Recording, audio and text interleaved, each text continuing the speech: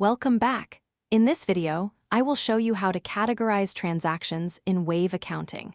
This will help you keep your financial records organized and generate accurate accounting reports. So let's get started. Start by opening your browser and heading to my.waveapps.com. On the home page, look for the Sign In button, usually at the top right. Click it and you'll be taken to the login screen. Enter your credentials carefully and click Sign In. If you use two-step verification, complete the verification process as prompted.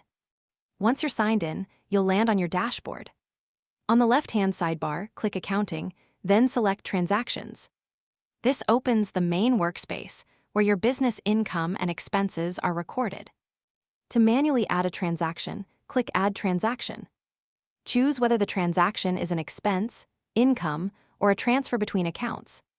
Next, enter the transaction details, including the date, a clear description, the amount, and select the appropriate account, such as your bank account or cash account.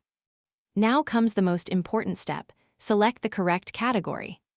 Choose the category that best matches the transaction, such as sales or service income for money coming in, or office expenses, advertising, software, or meals for money going out.